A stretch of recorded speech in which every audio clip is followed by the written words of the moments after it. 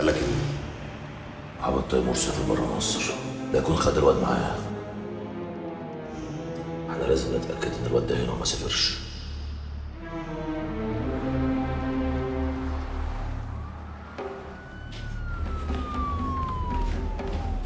تعالى يا حاج، تطلع الدور اللي فوق يا حاج، المكتب اللي على اليمين. ماشي يا شكرا. يا جنابه. تعالى يا غديوي، خير ان شاء الله. عاوز اقابل محمود الرحاوي. عايز تقابله ليه؟ موضوع كده يخصني ويخصه، ما ينفعش حد يعرفه غيره. طب استناني شويه، ارتاح يا غديوي.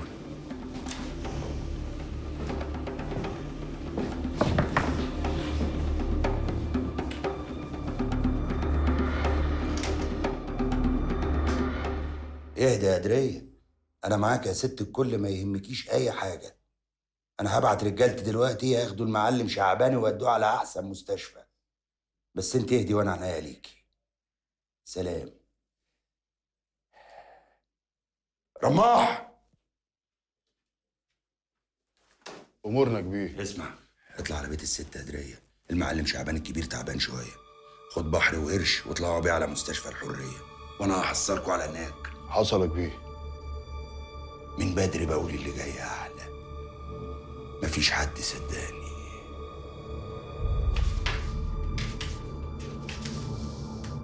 اقعد. لا يا باشا مش مشكله، هم 10 دقايق نوقفهم. بقول لك اقعد. باشا انا عاوز اتكلم. اتكلم. انا عارف ان محمود بن الرحاوي راجل محترم وما يرضاش بالظلم وراجل يعرف ربنا. انا مش مستني رايك فيا، ادخل في الموضوع على طول. عايز ايه؟ دلوقتي يا باشا سيادتك اللي قبضت علينا وسلمت غزل. الست دي مظلومه وشايله شيله مش شيلتها. امال شيلت مين؟ شيلتك انت؟ ضميرك صحي وجاي تعترف ولا ايه؟ محمود بيسمعني للاخر، خد نايبك صبر. القصه كلها عند الواد ابراهيم الورداني اللي شغال مع عبد تيمور، هو اللي دسلها الكيس في الشنطه. خلاص الحكايه سهله قوي، روح اعمل بلاغ. مع ان الكلام ده قلتوه في المحاضره قبل كده وطلع مش حقيقي ومعلوش اي دليل. يا باشا الواد كان جاي معايا قدام المحكمه عشان يعترف، بس حصلت نمره انا حاسس انها متدبره عشان اوصل متاخر. ايوه انا برضو مش فاهم، انت جاي هنا عايز ايه؟ انا بس اسمع سيادتك، بس عايز اعرف الواد ده جوه مصر ولا بره مصر. ده رايق يالا، انت اتجننت ولا ايه؟ انت عايز اشتغل لحسابك؟ في ايه يا خديوي ما تفوق؟ محمود بيه انا ما اقصدش، انا بتكلم في حاله انسانيه. حالة إنسانية؟ أنت اللي جاي تتكلم عن الإنسانية؟ طب شوف حد غيرك يتكلم في الكلام ده. بعدين أنا شايفك بقيت جريء قوي جاي تتكلم معايا ولا كأننا أصحاب. اسمع ما أقول لك، اخفي من قدامي دلوقتي وفكر 20 مرة يا خديوي قبل ما تخش أي اسم أنا موجود فيه. فاهم ولا لأ؟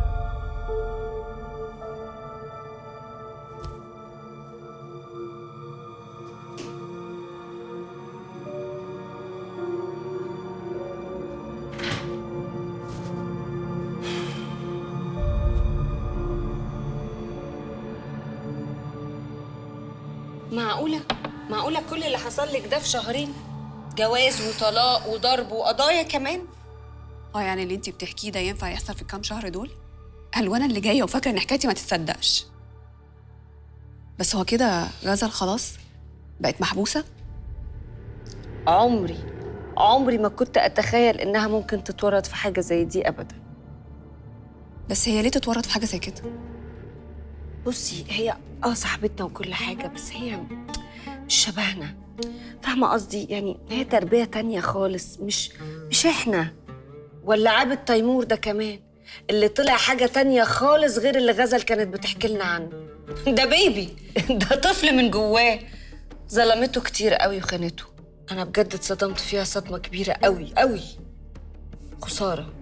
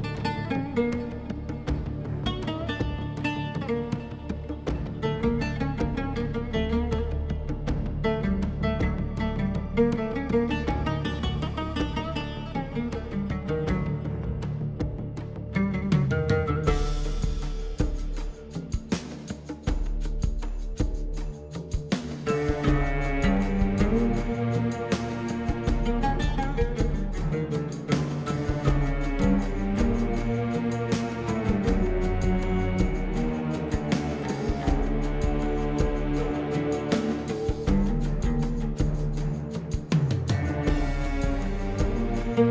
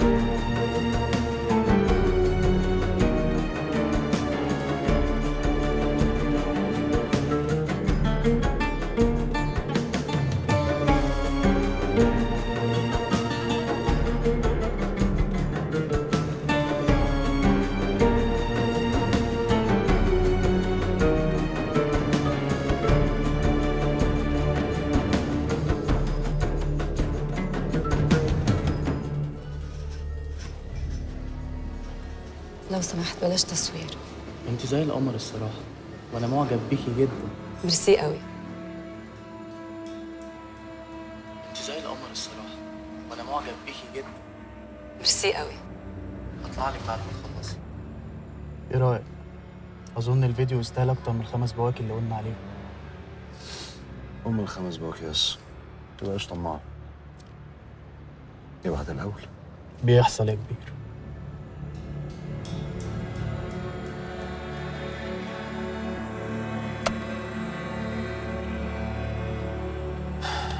تمام. انا فكرت كتير قبل ما اقول اللي هقوله. انا غلطت. محدش يستعجب الكلام. انا غلطت لما غرست حالي في قصة عابد وغزل. وغلطت لما افتكرت ان اللي شبهي ممكن يسيب حاله لقصص حريم. وغلطت لما ضيعت علينا شغلنا وعطلته وبطرت على القرش. احنا الشهور اللي فاتت ضيعنا علينا شغل وطلع علينا عيال جديدة. النهارده بس حسيت ان اسم الخديوي خس، ما بقاش بهيبته.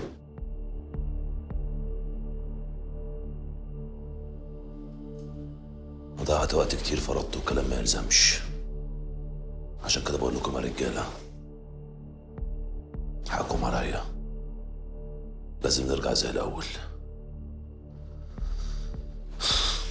انا هنسى حوار غزل وعابد وابراهيم وارميه ورا ظهري، وهرجع سيف الخديوي. سيف الخديوي بحملته اللي يدك اي ارض رجله تحط فيها.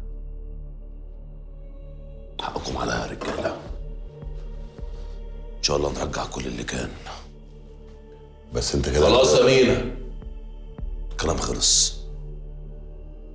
كفايه اللي حصل لجد عيالي اللي لحم اكتفي من خيره. اتشل وما بقاش يقدر يوصل طوله. ما بقتش استحمل بصة عيالي ليا. انا غلطت وبعترف اني غلطان.